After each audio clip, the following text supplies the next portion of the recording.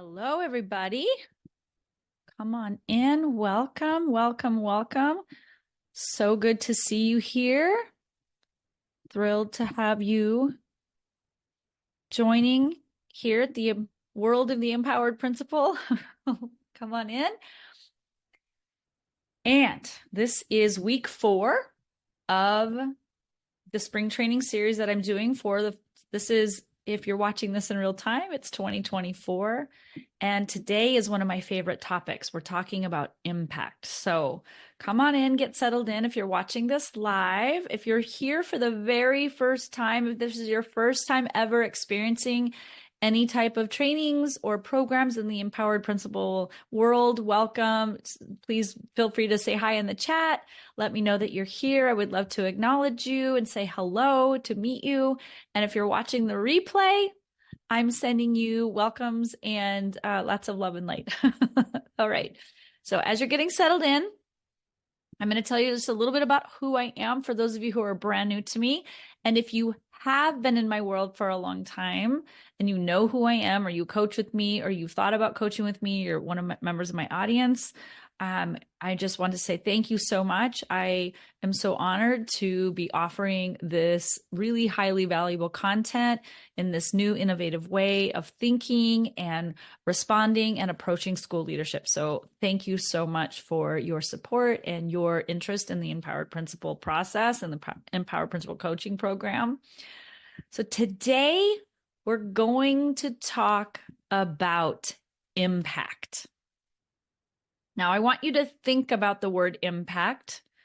And every time I come up with new content or innovative content, something new, or thinking about school leadership in a new and innovative way, I like to really study the words and the language and the concepts that my brain is offering, like going from like conceptual thinking down and trying to articulate this work from a cerebral experience to a visceral experience to an external, like action-oriented experience. Because I know we can't just think our way to empowered leadership.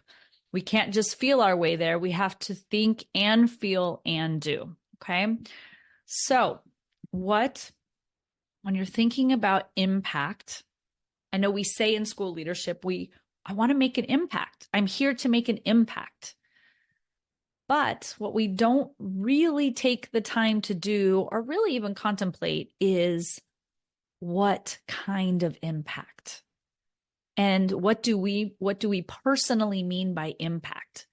Impact can mean anything, really. Positive impact, negative impact. It can be tangible impact, intangible impact. It can be immediate impact. It can be long-term impact, mid-range impact. It can be intellectually, spiritually, like personally, professionally. It can be academically, intellectually, emotionally, socially, physically, psychologically. It can be an endless array of impact. So when you're thinking about being a leader who creates impact, who makes an impact on somebody or something, you want to be clear about what that impact is. Otherwise, you will be confused and overwhelmed by all of the impact you could make. And one of the things I like to think about or pose to my clients is, how do you want to be known? What's the legacy you would like to be known for? What legacy do you want to leave behind? As a teacher leader, as an instructional coach, as an assistant principal, as a principal, as a district leader, a director, or an assistant superintendent or a superintendent. I work with a variety and a wide range of people, from superintendency all the way down to APs and aspiring school leaders. And at every level, you might have a different answer for your level of impact or the type of impact. As a dean of students, your impact might be to help children understand why they behave the way they do, and to help them navigate a process for creating choices and creating pause long enough to make choices in their life that serve them well And so that they can not just react to their emotions, but that they can reflect and respond in a way that they want to respond. So they're not just reacting, they're actually intentionally responding. Okay. So depending on the position you are in, that you are serving right now in your district, you will have a different definition of impact because your role is different. The expectations of that role are different. The outcomes that you are to create are different. So the impact that you are trying to achieve or that you would like to achieve and that you are setting goals for in terms of creating that impact, they will look different. So you have to answer the question of, what does impact look like for me? What am I creating here? Why am I getting up every morning and going to work? What's the impact that I want to create? And then why? You have to define that impact. And it will look different for every person. I'm going to offer you a few kind of general definitions of impact as I was thinking about all of the roles that I coach, all of the people I coach, and what kinds of impact they have articulated they would like to make. So some of the concepts that came up in terms of defining impact were planting seeds of inspiration and thought. I want to have the impact where I go out. I'm a thought leader. I'm a visionary. I am a leader. I am paving the way. And along the way, I'm planting seeds with my teachers, with support staff, with students, with families, with district leaders. I'm planting seeds of thoughts that inspire people into new action, or inspire people to change, or inspire them to celebrate the amazingness of who they are and what they're contributing. But it's my job to plant those seeds. That's the impact I'm making. I'm creating short-term and long-term impact by planting these seeds of inspiration and innovative thought, and giving people permission to be inspired and to take that action. Another slightly variation of this is you're inspiring actual change. So there's conversations around planting those seeds and giving people food for thought. And then there's kind of that next level of impact where you're actually inspiring some change, some external change to occur, some actual growth or development or evolution or progress or transformation, whether that's human progress, human development, human transformation, or whether you are working on a project and you're seeing it from beginning to end, or you're trying to implement a program or a curriculum or you want to implement your vision at your school and you want to see these particular changes, or you want to see people grow in this particular way, or you want to help students to transform the way that they think and feel about themselves as students, and you're inspiring actual physical change in their behavior, in the way they see themselves, in their behavior, in their actual development, and in their progress. Okay. Another slightly different variation is I want to improve an experience. I want to improve the experience for teachers. I want teachers to enjoy being teachers more. I want to improve that experience for them. I want to see all of the ways that I can impact their experience. It's almost in service of, right? It's like companies, I think of what came to mind were airlines. Airlines are probably always thinking about how can they improve the experience, the airline experience? How can we make the lines faster or shorter? How can we improve the first class experience? How can we improve the experience for people who are sitting in coach to maybe sitting in I don't know what they call that, where you can upgrade to the wider seats or closer to the front of the. Hey, Jenna,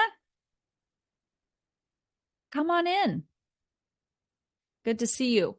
All right. So we're thinking about the types of impact we want to make, and it looks different for every person, but it also looks different for, I'm going to pin myself here. Just there we go. All right. So it looks different for every person, and it looks different based on the role that you're in, the impact that you want to make. But even further than that comes the impact of the impact. So what is the impact of your impact? Basically, what's the benefit of that impact, or what's the extended, the ripple effect that this impact you want to create as a leader has? Because impact can either be tangible or intangible. It might be a product you're creating, maybe you're creating a handbook policy, or you're creating your safety plan or your site plan for the year, something very tangible, or it might be intangible. You might be creating emotional responses. You might be creating inspiration. You might be creating empowerment. The impact you want to have, maybe it's staff culture, where it's not, you can't tangibly create it, mold it with your hands, but you feel the impact of it. It's an emotional experience that people have. So impact can be tangible or intangible, and it can be immediate. Like today, what's the impact I want to create today by the end of today? And then what's the impact I want to create long after I'm gone? My legacy. How do I want to be remembered? Remember coaching somebody, and I asked her, I said, what do you want your legacy to be? And she said, legacy? Like, I don't want to leave a legacy behind. I said, but you are regardless. You will be leaving a legacy. If you're a school leader, you're leaving a legacy. People will remember you. That isn't an option for you. You have a legacy, whether you're a stay-at-home mom, whether you are a CEO of a company, whether you are working from home, you're an entrepreneur. You're leaving a legacy no matter what. So you might as well take ownership and write the script of that legacy. What is the legacy you want to leave? And know that the impact that you have on a daily basis, a yearly basis, creates your legacy. It's the script of who you are, how you served, and the impact that you created. Okay. So be thinking about that. Like, if I'm going to have a legacy anyway, what do I want it to look like, feel like, be like? What is that story that I want people to remember me by? And remember that your impact, there's going to be impact that's short-lived. It might be a one and done kind of experience, like you created this impact for this one person in this one moment in time, or it can be long-standing. That same exact moment that felt like just a one and done, they might never forget that. It might completely change the way they think. I actually am going through something right now where a person backed into my car. It was by accident. It wasn't intentional. And I have shown up with a lot of love and a lot of grace.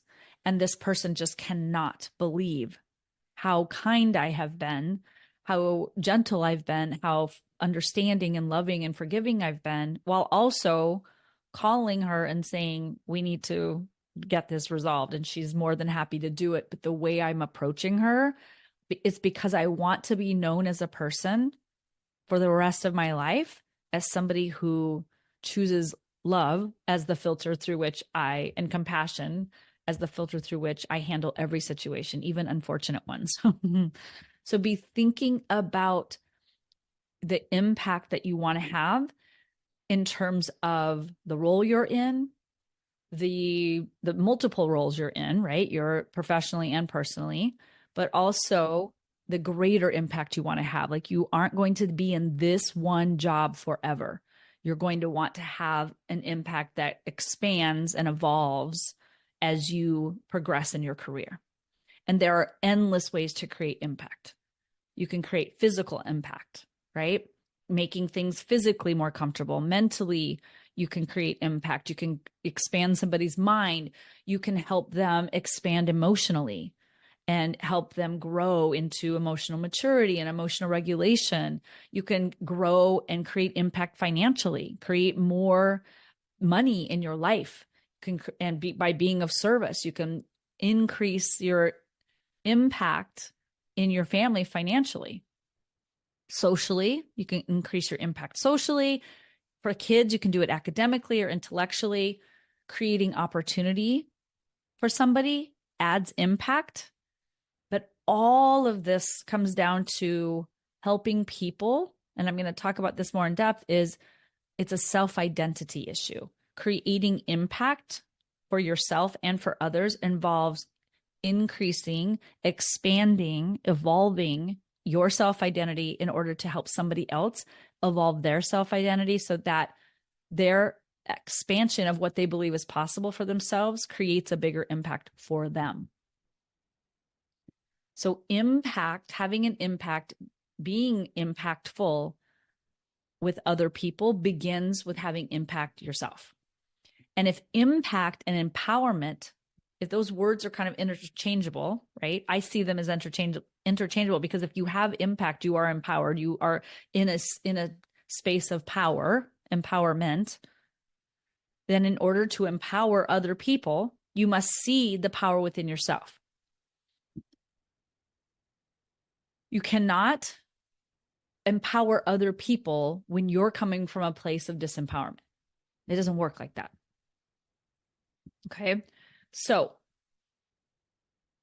oftentimes what we do, and it's interesting that we do this, but I've coached people for the last 8 years. I've seen this over and over again. We end up seeing the power within other people more easily than we see it within ourselves. So we're like, oh, that person's powerful. That person has impact. That person's going to create an amazing legacy, but not me. They're amazing, but I'm just little old me, right? And we think that other people have better talent, better skills, more confidence, more drive, more intelligence than us. So we actually use their power. We see them in their empowerment, in creating impact, having an influence, creating a legacy.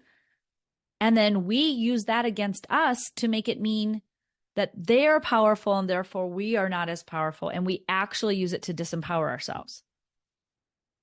So a lot of times this happens at work, but it might happen on social media, or like you'll get emails where like principal, some organization is, identified somebody as principal of the year, principal of the state, or principal of the world, whatever, right?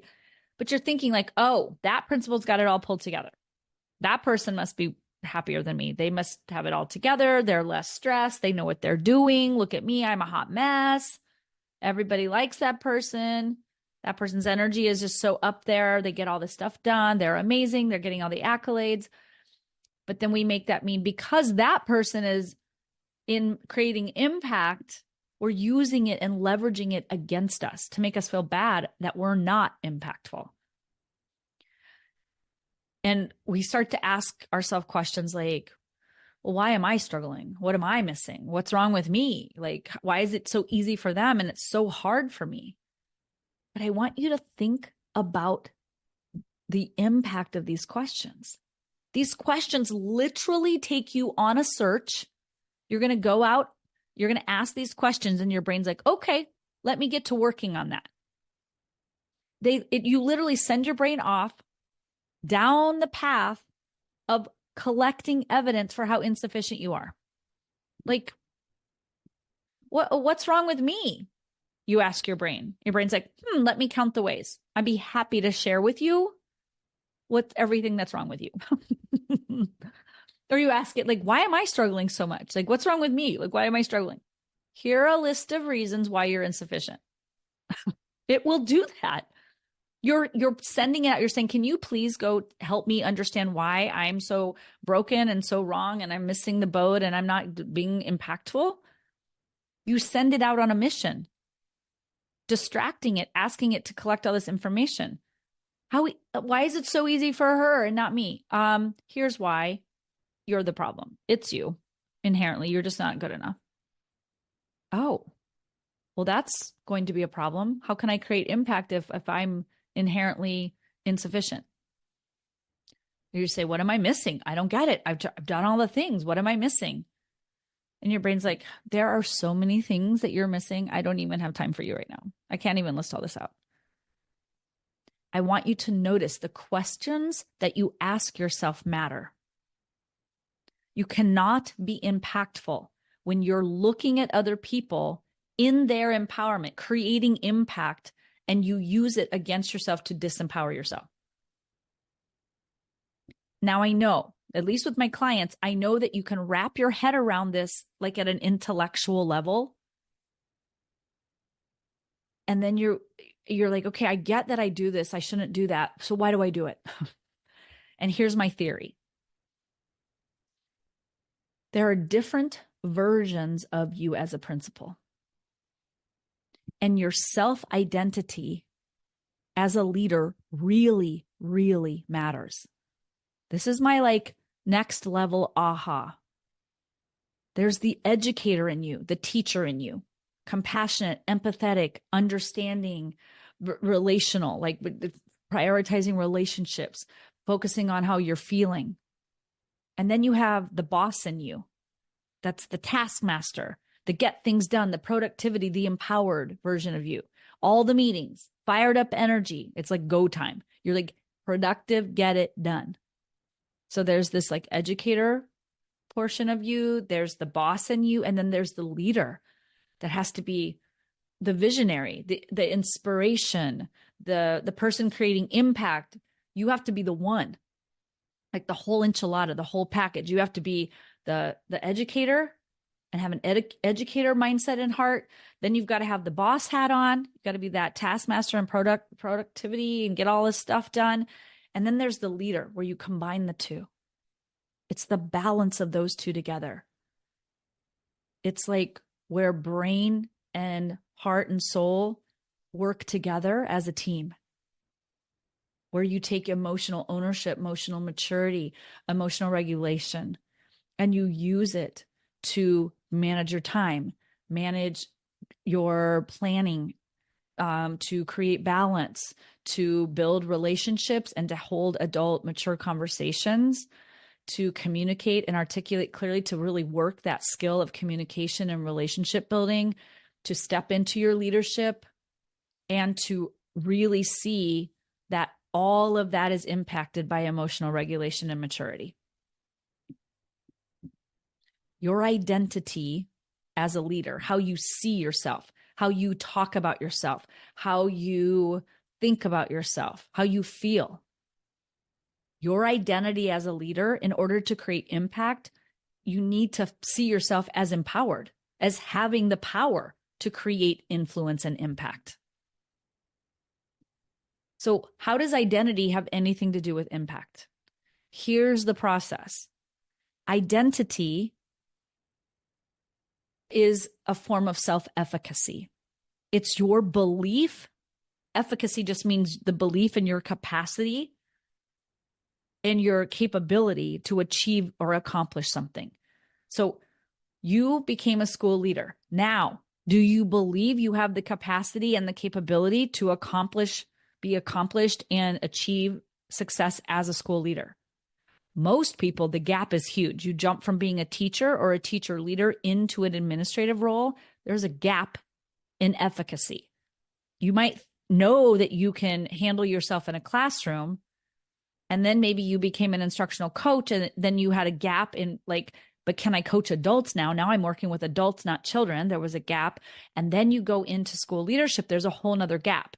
Do I have the capacity to be a leader, to be an administrator, to be a boss? Oftentimes, the first few years are like, no, I don't feel like a boss. I feel like a gooey mess. I don't know what I'm doing. So that efficacy matters. Your thoughts and feelings about yourself, that the identity as a leader, that has to build up. There's a gap when you go into school leadership. And it takes a while for you to close that gap.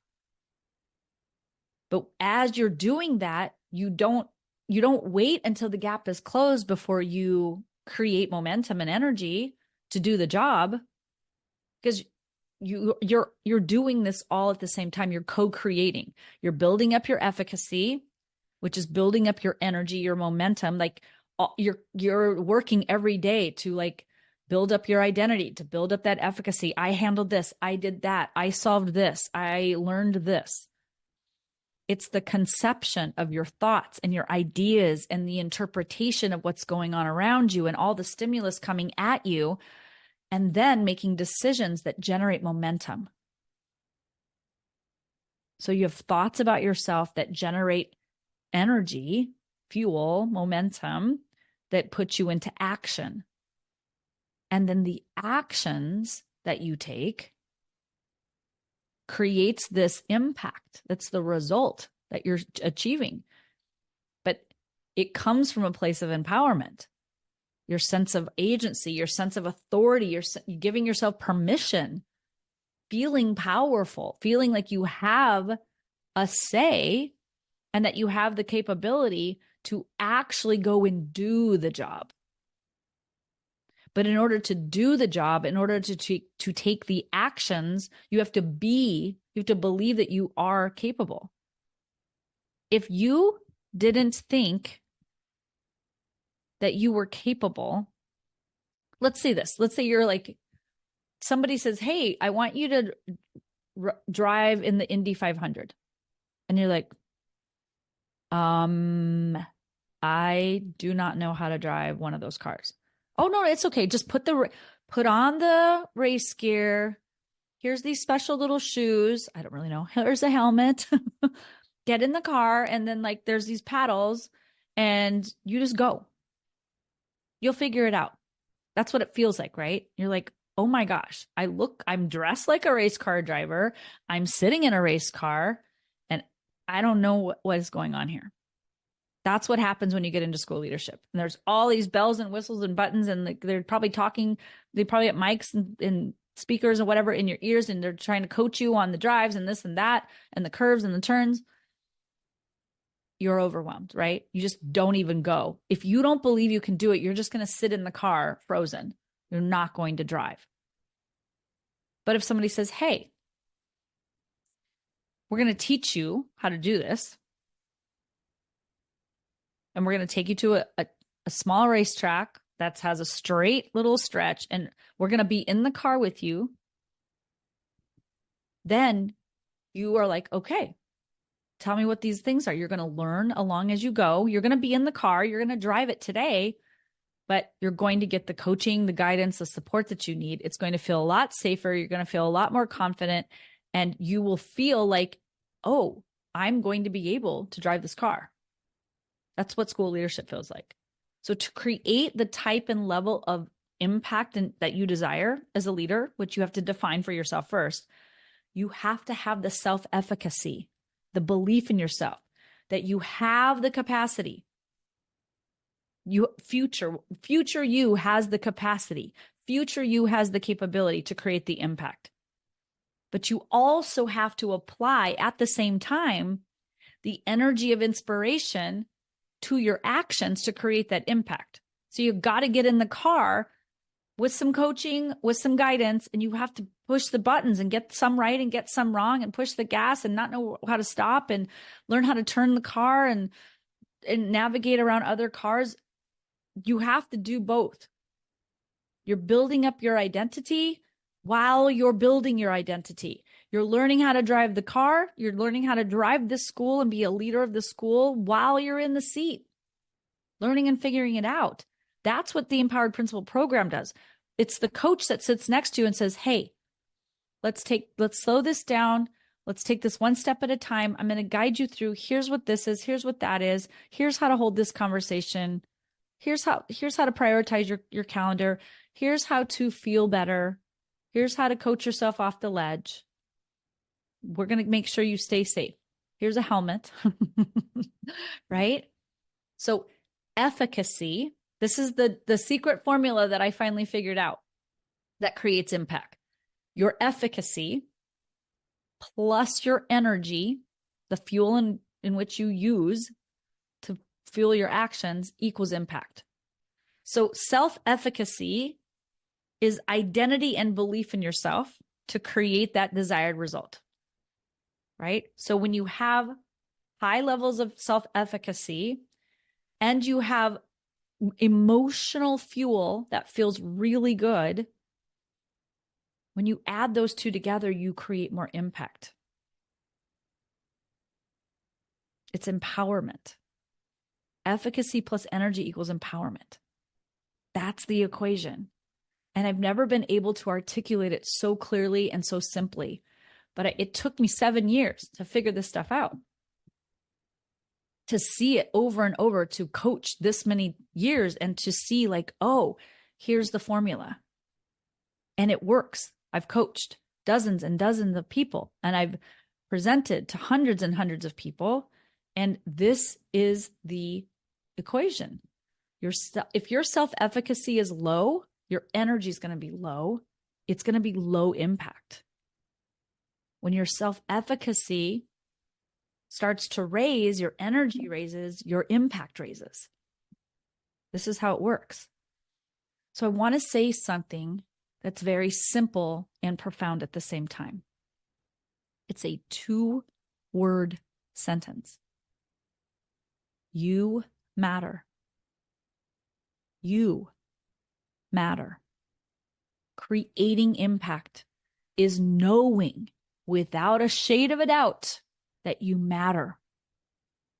What you do, what you think, what you say, what your ideas, your energy, your skill set, your individuality, your unique way of thinking and leading, all of your goals, your dreams, those all matter. You create impact to the capacity to which you believe that it matters. You believe that your dream, your vision, your skill set, the way that you show up in the world, the way you do things matters. It matters to you at an individual level. It matters to those you lead, but it matters to the greater good. For you, for them, for the greater good. It all matters. So for those of you who are saying that you want to make an impact, I want to make an impact, you must first decide that the impact you want to make matters. Like what you have inside of you, what is it that I want? What would feel good to create? What kind of impact? How big of an impact? Do I really want? Do I want to save the world? Do I want to run Amazon? Can you imagine running Amazon? And think about this. For the people out there who are changing the world, I mean, that Amazon has definitely changed the way people shop. Brick and mortars are closing because Amazon is so convenient, so easy. But you have to think that level of impact requires a lot of angry customers coming at you saying, you said it was going to be a one-day delivery. Where's my package? Or you said I could get this as part of my Amazon Prime. Why not? Why am I not getting it? The amount of customer service that goes into Amazon for it to be as impactful as it is also comes with it a huge amount of responsibility and a huge amount of layers that need to be in place, safety nets, layers to ensure its success.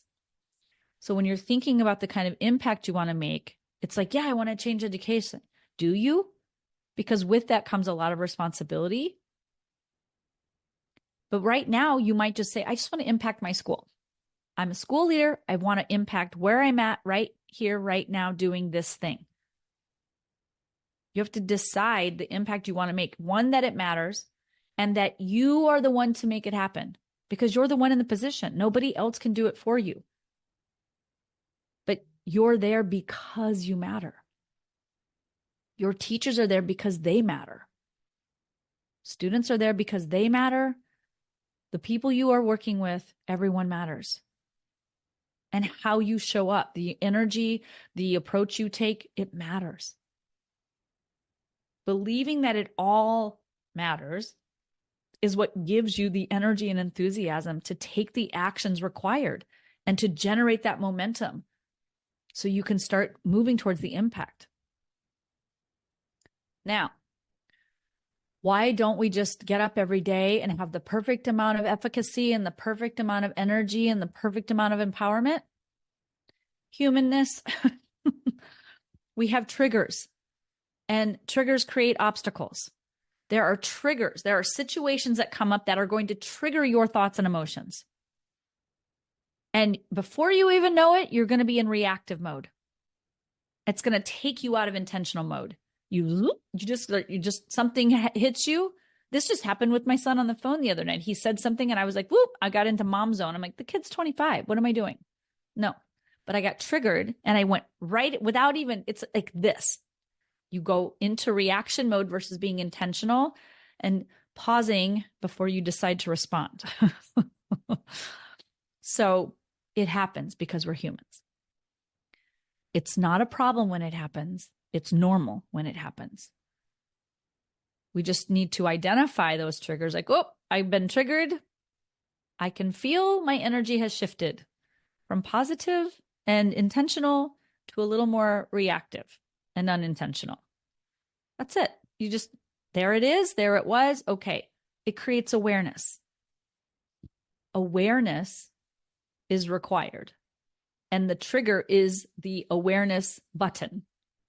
The trigger's like, boop, I'm going to create some awareness right now. You're like, whoa, what's happening to me? Why am I so triggered? Awareness. Okay, now that I'm aware, I need to create alignment.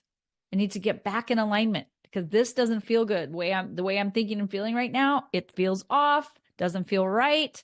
I want to like react emotionally. I'm going to pause here. I'm going to take a breath. And I'm going to get back into alignment with intentionality. And then once you have realized that and you realign, you get into momentum. Because I think personally, the hardest part of school leadership is emotional dysregulation, either in ourself or in others. Because when we're not in the identity of empowerment, when we're not identifying, we're not, self-actualizing and feeling like super empowered, and we're feeling a little bit of doubt or a little bit of fear, or a little bit of frustration, or a little bit of like overwhelm, when those emotions start to creep in, we're like, and the nervous system starts to get, a little dysregulated. And then our emotional response turns into reaction. And when we're dysregulated, we aren't able to hold space for ourselves or our staff or the teacher that came in upset or the parents who are coming in sideways at us. For all those people, students, staff, parents, district people, whoever's coming at us sideways and they're dysregulated, if we're also dysregulated, game over. It's like setting off a string of firecrackers. It's like pop, pop, student pops, teacher pops, you pop, parents pop, everybody's popping. Okay. So when we're dysregulated, the brain tends to offer blame. It's either I'm at fault, it's either us or it's them. Something's about me is insufficient. Something about them is insufficient. Something about this situation feels wrong. It feels insufficient. It's fight or flight, dysregulation is.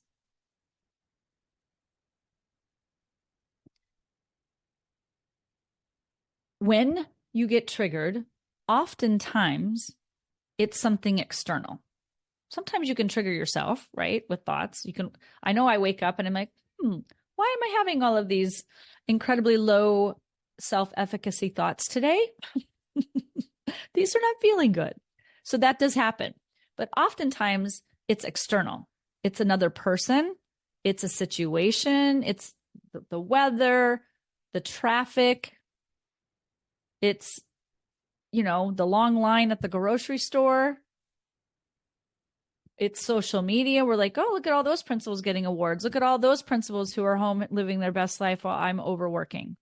Look at all those people who are making more money than me. Look at all those principals who get to present at conferences while I'm here just grinding my fingers to the bone, working on my site plans and my observations, right? How can I feel like them? I want to feel good about me. So we start to compare ourselves, right? We start questioning our identity, or we just compare our identities to other people. We're like, oh, look at them. They're so empowered. They're successful. How do I create that for myself? I want that. I want to feel that way about myself, about my work, about my staff, students, my school, community, my outcomes. And we start to wonder, and in the wondering of the how somebody else accomplished their goal. And by the way, a lot of times we just assume that they feel amazing, that they're successful, that they have everything they've ever wanted, they're living their best life. But when we focus on how did they do it? How we want to ask, how did they do it? Our brains offer what I call a protection plan. It's a set of reasons as to how that person did it, and how they did it can't apply to us. And then that is a protection plan. It's like, oh, well, you know, they're prettier than me. They can be on social media, or they're smarter, or they've got to have it easier. Their school district must have tons of money just to get results like that. They must have something I don't have. And we are like, it's a set of excuses or a set of reasons as to why we can't feel that way, or we can't create that, or we can't have that. And the protection plan just comes into play. Oh, it's like an insurance plan. It's like, here's a protection plan so you don't have to hold yourself accountable to why you're not creating the results you want, why you don't feel the way you want, why you aren't taking the actions that you believe will get you the results you want.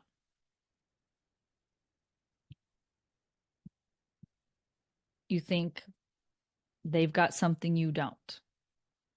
They must have better connections. They have it easier. They have more resources. It's not hard for them. None of that's true. None of that's true. And in fact, we don't know their story at all. We made that up. But when you decide how they did something and you make it mean that it's something that you don't have access to or that you can't obtain, the protection plan is like, perfect, you're off the hook. You don't have to try because you can't do it. It's just not an option. I was just coaching somebody today, and she has 7 observations. She wants to get them, like they're due on Friday. And she's like, well, it's not going to happen. I'm going to have to ask for an extension and do them over the weekend. I said, it's only Tuesday. You've got Wednesday, Thursday, and Friday. Why not? Well, her protection plan came into place. Well, testing's going on and this and that and this and that. And I said, so you decided without questioning that you weren't going to be able to get them done. And now you're going to have an uncomfortable conversation with your boss as to why you didn't get them done by the deadline versus believing I can get them done and taking away all the excuses. And all of a sudden she's like, oh, I totally have the time. I just didn't put it on my calendar. And because it wasn't on my calendar, it wasn't a priority. And because it wasn't a priority, they're certainly not going to get done. I said, exactly. But when you decide something is off, completely off limits to you, you're off the hook. You don't have to do it. It's just out of your reach. It's out of your control. And that part feels good for a minute because it's like, yay, get out of jail card. I don't have to do the work. Except that option, it's not peaceful. Not getting results that you want, like not being able to lead your school in the way, create the impact that you want, that's not peaceful. It's painful. It's grueling. It's almost torturous. But we do it to ourselves all the time. We're like, well, I can't have that. So I guess I'm just going to sit over here and suffer. I'm going to not have any impact. I'm just going to be a lame duck principal. It's an excuse that your brain offers for you to stay in your zone of safety, zone of comfort, and perceived peace, but it's not peaceful. It's this dichotomy, this dissonance of an endless chase of aching for what you want, aching for the self-identity of an empowered principal, wanting to be successful, wanting to create an impact, but feeling like as much as you want it, there is no access to it. It's believing that it's out of reach. It's out of your control. So, what's the secret door that frees you from this painful cycle of dissatisfaction and disempowerment? There is an out if you want to see it. You turn back your attention to your self-efficacy.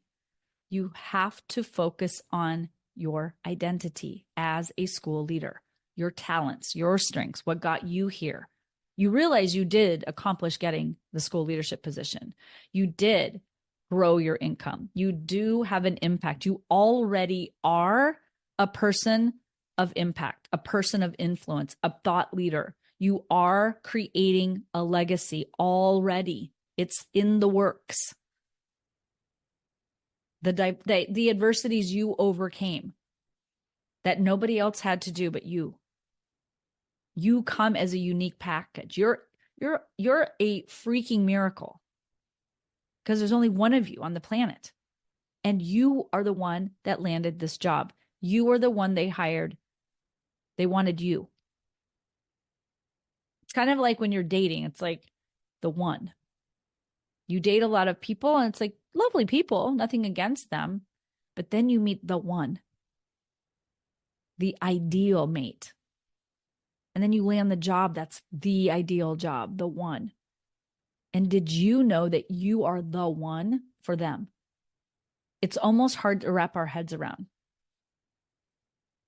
You know, when you like are infatuated, when you're a kid and you're dating and you're infatuated with somebody and you want to date them so bad, or maybe you're dating them and you can't even believe it. You're so infatuated with them, but you can't imagine somebody feeling that way about you. Your district feels that way about you. They're so tickled that they hired you. They're giddy. They want you to lead their school. Your talents, your strength, you got hired. You certainly did something right to be where you're at right now.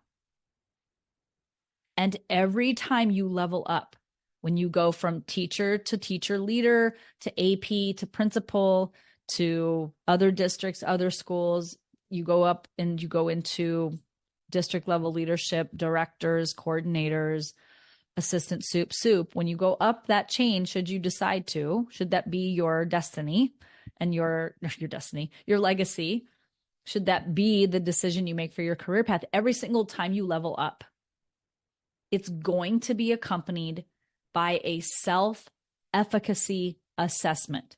There's going to be a gap. There's a little assessment of where I'm at now, what I believe I'm capable now, and what I believe I need to be. There's going to be a gap. And we forget this every single time. And then we're like, why do I feel so incompetent? Why do I feel so new? Why do I feel so insufficient?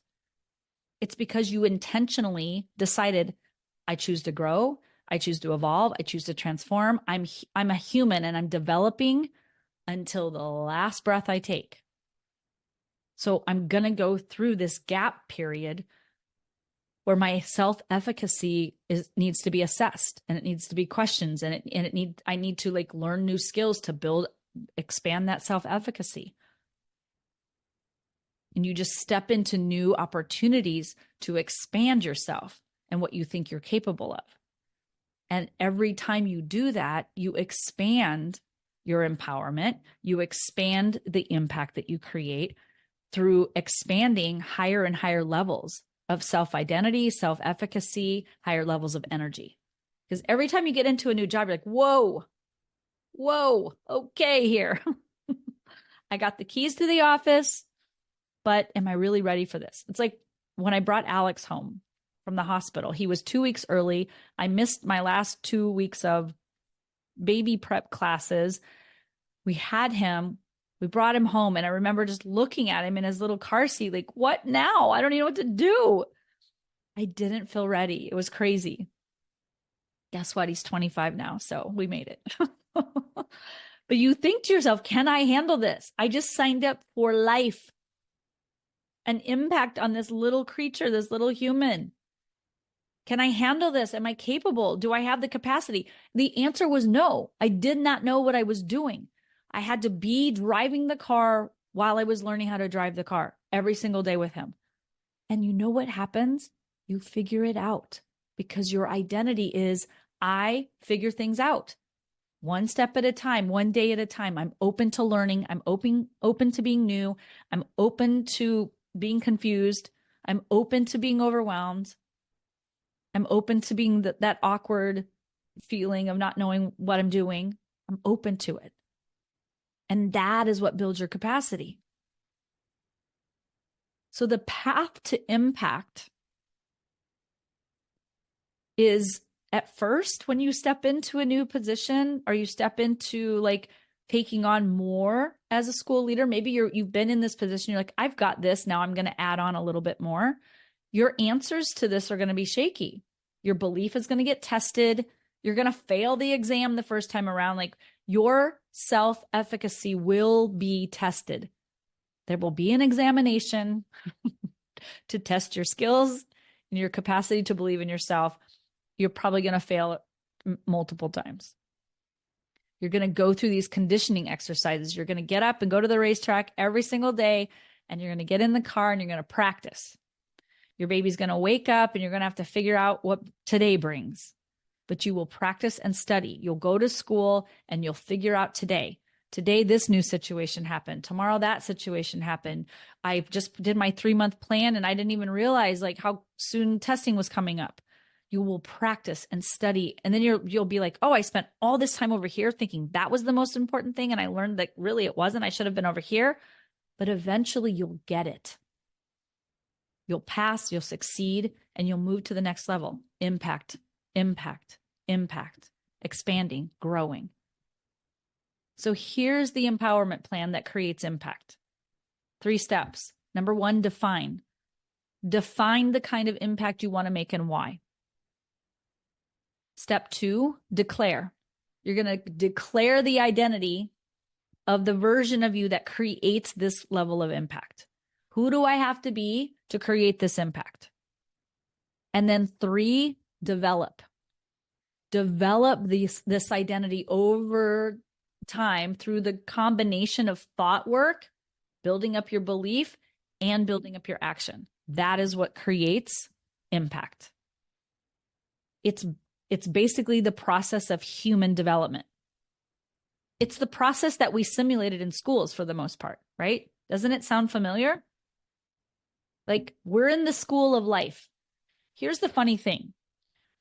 As educators, we kind of condition people to believe that they just endure the pain of learning from the age of like 2 or 3 in preschool up, well, kindergarten, because I think preschool tends to be pretty fun, but we're trying to get them to read and write now earlier. So kids are going to school age 2 or 3, all the way up to 18, and then they go off to college, most of them, some of them. But then there's a moment at which we're done with school. We get to close the books, stop learning, and finally just go get a job and live life. But in the school of life, human development is on its own timeline. There's not bell schedules, there's not grade levels, there's not structure. So you actually get the option to opt out and not take the test and not up level. You can stay in the same grade level for the rest of your life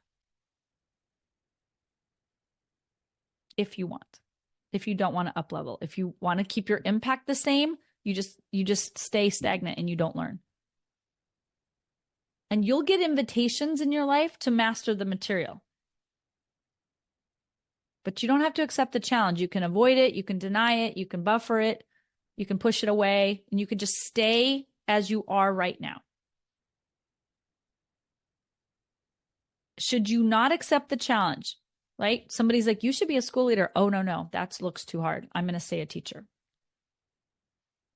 But what will happen is, okay, if you're going to stay a teacher, which a lot of people do, then the lessons become how to become a master teacher.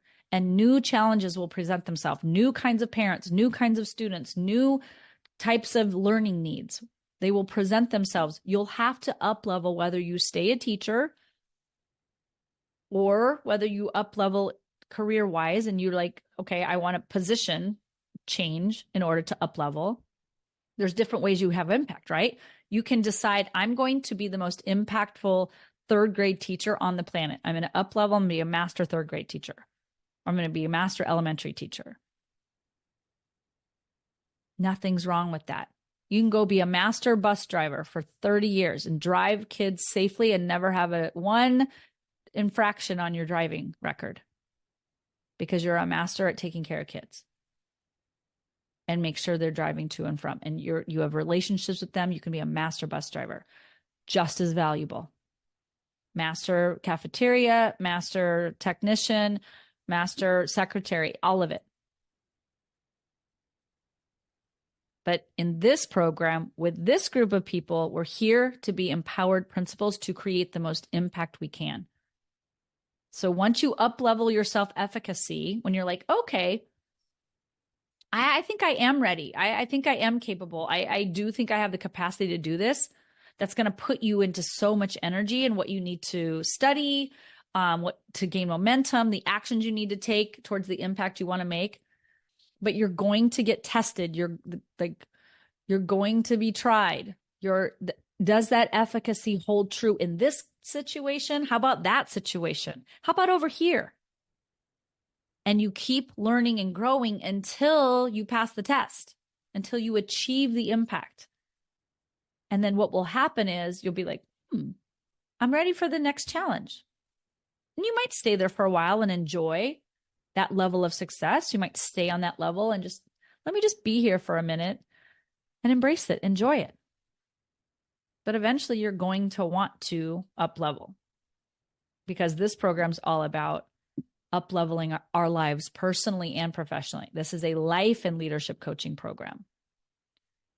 So you need to think about it from a personal perspective and a professional perspective. Defining the kind of impact you want to make and why. Declaring the self-efficacy and identity that's going to create that impact. The version of you that creates that impact. And then you're going to go through the testing period. You're going to develop this version of yourself through that combination of like doing the thought work and the belief work, but also along with the action. And the biggest roadblock I see is new level, new devil. So you get through, you finally pass the test and you up level. You're like, oh, I went from AP to principal. And now I feel like I don't know what I'm doing. Like I went back to kindergarten again. So there's going to be some grade levels that you pass through really quickly. Like you have the skills, you understand yourself, you already have a high level of confidence, a high level of self-efficacy in your ability to handle what's going on. Like I see a lot of people who are in really strong teacher leadership positions move into like an AP role. And within a year, after 1 year, they're feeling really confident, like high level of efficacy because they've done it before. So some of the levels you go through really quickly, and then others are rough, right? Sometimes you pass a level, like I think about a video game, like sometimes you pass a level on the first try, but you have no idea how you did it. You somehow dodged all the skills or all the bad guys that you needed to learn. Not to worry, they're coming. Because then you get to the next level and you're like, oh, I didn't practice that skill at level 10. Now here I'm at level 11 and I'm in the trenches here. I've done this about 20 times. I cannot pass. So there's grade levels. There's going to be moments where you feel like you're just working on it forever. Maybe you've been retained in a class for a second round, a third round. Maybe you have to go to intervention for a while and get additional support. Like we do this to kids. There are some kids who have to give it a second go, a third go. Maybe you need support emotionally, psychologically from a therapist or a coach or a mentor or a counselor to help you pass the level. It doesn't matter how fast or slow you pass the levels. It's not like school. In school, we like fabricate, like we do a simulation, we crunch kids in a timeline. Making an impact as a school leader, it's not time bound.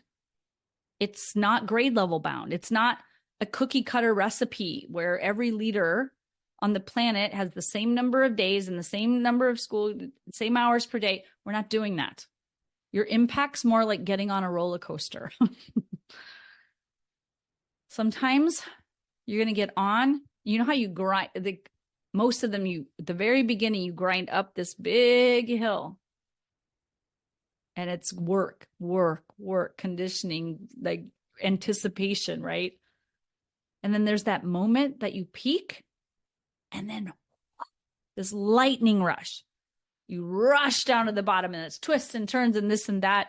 And you're going so fast, you're just trying to hang on, you're screaming, but you're having fun. It takes your breath away sometimes, makes your eyes water a little bit, right? But you're also laughing and screaming all the way at the same time. That's what living to your fullest empowerment, your fullest impact is all about. It's believing that you have the power to create anything you want. It's believing that you're capable and that you have the capacity to build up the muscles, to build up the strength, to build up the skill sets and the mental capacity, the emotional bandwidth to increase your impact. But you have to start with knowing that whatever impact you want to make, it matters. You matter. You got to trust yourself so that you can trust other people for the greater good. For you, for them, for the greater good. Knowing that there's going to be impacts that you get to experience while you're here. There's going to be those more immediate impacts. There's going to be like those mid-range impacts. And then there's going to be impact on a legacy level that happens well beyond you. Whether you set up this school for success, but then you get promoted and you don't get to see the end result of the work that you did. You have to sit with that and know it's okay. I set the foundation. I don't have to see it till the end. Where is the end anyway? You're going to retire at some point. The school will still be there. Students will still be coming through. Your legacy will live on. However many years you were at a school, you create an impact. It's not about the time. It's about the impact. You have to trust that the impact that you were meant to make, whether you were there 1 year, 5 years, 20 years, the impact you were meant to make is the impact you're making. But the starting line, step one, to bring it all home, is to believe that the impact you want to make, that it matters, which means you matter. And I want you to breathe into that statement. Because if you don't think it matters, or feel like, what does this even matter? What's the point? It does matter. And what you want, this internal desire that you have, this impact you want to create, listen to it. It matters. It matters for you. It matters for them, all of your staff and students, and it matters for the greater good, the community, the district, and the world. It does matter. I want you to feel the emotion and energy behind the words. My impact matters. It matters that I focus on impact. It matters that I make an impact. But I need to matter and they need to matter in order for the impact to matter. It's validating. It's an acknowledgement. You don't need other people to tell you, to acknowledge you, to validate you. It's your wisdom. It's your internal guidance. It's the truth of your words that your impact matters, your vision matters, you matter. And now you go out and you seek that evidence to prove those words true. Instead of asking, what am I missing? What's wrong with me? Why can't I do this? Flip those questions around. Don't send yourself down a path to look for all your insufficiencies. Go down the path of doubling down on your sufficiencies, what you've already accomplished, what you've already done, the things that are effortless to you, things that are just natural to you. You're going to create a momentum so big, it's going to feel almost effortless because you matter and the work you do matters. And that identity, who I am matters, the work I'm doing matters, the impact I want to create matters. Impact equals empowerment equals impact. It's all one combination. So here are the next steps you need to take. You need to define the impact you want to make and why you want to make it. Then you have to go in and declare, this is the identity. This is the level of self-efficacy required for me to create this. I'm going to have to up level what I think about myself, how I feel about myself. And then I'm going to work on and step into that identity through the combination of thought work and coaching and mentorship and the action, going out and doing the thing. And the last step is to register for the Empowered Principal Collaborative. So if you are so called, if you're inspired to learn more, to have a mentor, to have a coach, and to be in a community of people who will support you through the expansion of your self-identity, the expansion of who you are and what you're capable of, your self-efficacy growth, claiming that, and then doing the work, that balance of belief work, thought work, and action, the doing. You're being the principal and you're doing the principalship. The Empowered Principal Collaborative is this container. It's special, it's unique, it's different. I'm the only one offering something like this. It's the place where you come to get inspired, to stay inspired. It's my signature coaching program. It's in the Empowered Principal series. It's my best offer on the planet right now in my little world. So when you join EPC, you're going to have access to the entire Empowered Principal Leadership Mastery series: time mastery, planning mastery, leadership mastery, balance mastery, relationship mastery, communication mastery, emotional maturity mastery, and regulation. Plus, there are so many bonus materials. There's vision creation and implementation. There's kicking off the school year in the fall. So I break the school year down into 4 seasons. Through the Empowered Principal Playbook, you have a fall season, winter, spring, and summer. So we have kicking off the year, and you will create a 90-day plan, a 3-month plan for the fall, for the winter, for the spring, and for the summer. So in the fall, we do kicking off the school year, getting everything off the ground and running. We do the mid-year reboot in the winter. We build team. We do a lot of HR content in the spring because you're building team, you're hiring and firing. And then in the summer, we're working on the impact. We're reflecting. We're looking at this teacher and student journey. We're building vision and creation and how to implement your vision for the upcoming year and getting all of that planning ready for the fall to kick off the school year again. So that's the rhythm of EPC. And my very special offer during this series is that if you sign up before June 1st of 2024, if you're watching this live or if you're watching the replay in real time, if you sign up before June 1st, I'm giving you a $500 value off the full price of EPC. So EPC normally costs $19.97. If you sign up by June 1st, it's $14.97. And the other thing about signing up before June 1st is you're going to have access to all of the content early, and I'm going to be offering bonus planning sessions to get your school up and running in August. So we start in September. We'll start right after Labor Day, and we go all the way through June. So you'll get weekly coaching calls from September through May, but I will do bonus planning calls with you, planning sessions to get set up before school starts in August. And if you sign up before June 1st, we're also doing the Summer of Fun Challenge in June and July. This is a blast. It's a Facebook group for the Empowered Principals. There's over 2,000 people in this group. And I have done a Summer of Fun Challenge since 2020 when we were all locked away in lockdown, right? When we were self-isolating. I started to create Summer of Fun to find ways to help people have fun in isolation, and we were quarantining, and it took off. It's amazing. And I'm developing all new content for that. So in addition to that, you're going to get the Summer of Fun Challenge. So I'm going to teach you how to create balance and have fun in your life to really get the rest, relaxation, and rejuvenation that you deserve to have during your summer. So you're not worrying and planning and working your summer away. That's not what summer is about. It's about rejuvenation, having some fun, resting, relaxation, being a human that's not a school leader. All right. So with that, I will let you go. I hope this has been impactful. I have found this work to be profound.